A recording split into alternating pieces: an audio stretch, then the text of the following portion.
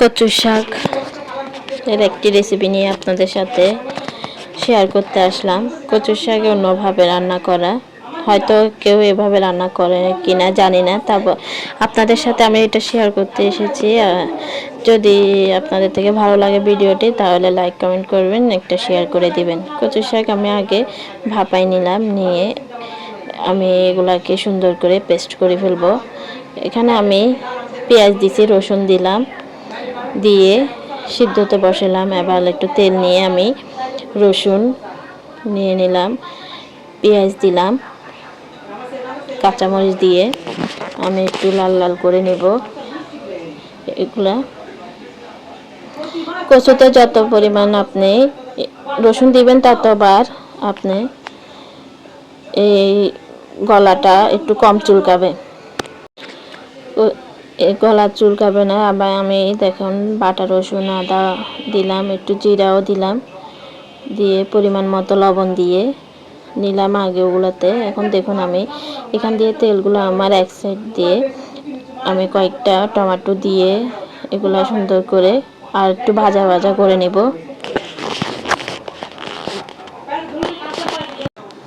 ভালো করে আমি তেলে নেড়ে চেড়ে লাল লাল করে নিব। টমেটো দিলাম একটু টকের জন্য, কারণ কচুতে একটু টক দিলে ভালো হয়, গলাটা কম ধরে, চুলকায় না। আমার হাতটা চুলকালো ধোয়ার সময়, তাই আমি টমেটো দিলাম একটু বেশি করে। ছোট চিংড়ি মাছ দিয়ে নিলাম,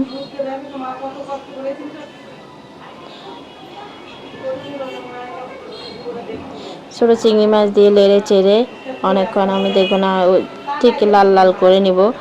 নিয়ে এখানে একটু হালকা লবণ দিলাম, হলুদের গুঁড়া, মরিচের গুঁড়া আর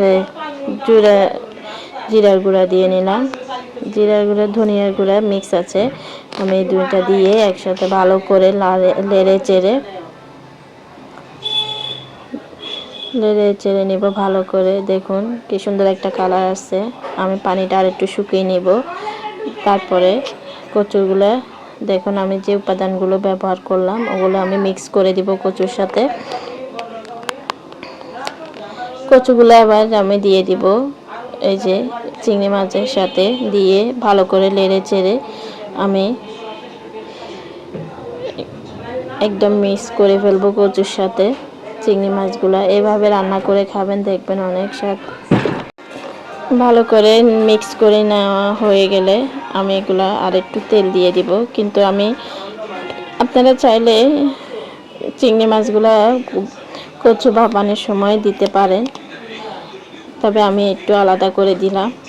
দেখুন কি সুন্দর একটা কালার আসলো, কি সুন্দর হলো। দেখুন কি সুন্দর একটা কালার এসে গেল। আমি এই চিংড়ি মাছগুলো দিয়ে এভাবে আমি রান্না করি কচু শাক, কারণ আমার থেকে অনেক ভালো লাগে এরকম করে। দেখুন আর একটু নেড়ে চেড়ে দিয়ে আমি একটু দেখুন কি সুন্দর একটা কালার আসলো। দেখুন আমার কচু শাকটা প্রায় হয়ে গেল। দেখুন আমার রান্নাটা শেষ হয়ে গেল। আপনাদের কাছে কেমন লাগলো জানাবেন কমেন্ট বক্সে। এরকম সুস্বাদু কচু শাক গরম ভাতের সাথে খেতে অনেক ভালো লাগে, তার সাথে একটা শুকনা মরিচ দিলে তো আরও জমে যায়। আর কচু শাক সবাই কেমন ভালোবাসেন কিনা একটু কমেন্ট বক্সে জানাবেন। কচু শাক আমার অনেক ভালো লাগে। মাছ গোস্ত থেকেও আমার কচু শাক, লতা পাতা, শাক সবজিগুলো আমার থেকে বেশি ভালো লাগে, তাই আমি আপনাদের সাথে কচু শাকের রেসিপিটি শেয়ার করলাম। সবাই একটু কমেন্ট বক্সে জানাবেন কেমন হলো। ধন্যবাদ, সবাই ভালো থাকবেন। আল্লাহ হাফেজ।